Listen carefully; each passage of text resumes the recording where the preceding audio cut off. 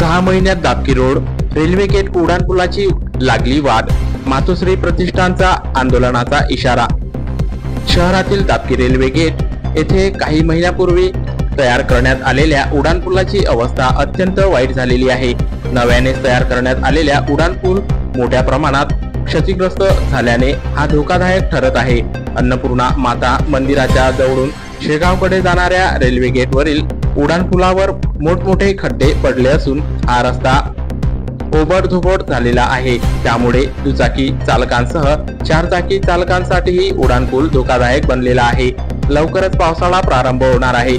पावसाळ्याच्या दिवसात या उकडलेल्या रस्त्याची अवस्था आणखी वाईट होऊ शकते।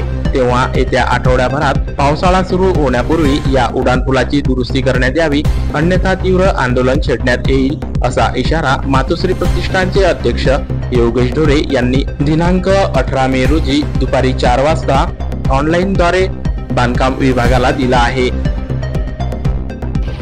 जय जिजाऊ जय शिवराय।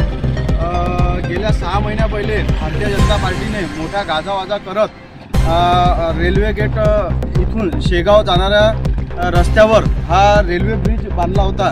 या ब्रिजची गेल्या 6 महिन्यात परिस्थिती पहा काय झालेली आहे। दापकी रोड या उड्डाणपुलाला 8 दिवसात जर रिपेअर केलं नाही तर मातोश्री प्रतिष्ठानच्या वतीनं मी या सरकारला व प्रशासनाला इशारा देतो की 8 दिवसात हा रस्ता दुरुस्त करा, अन्यथा आम्ही तीव्र आंदोलन करून या सरकारला व प्रशासनाला जाब विचारू।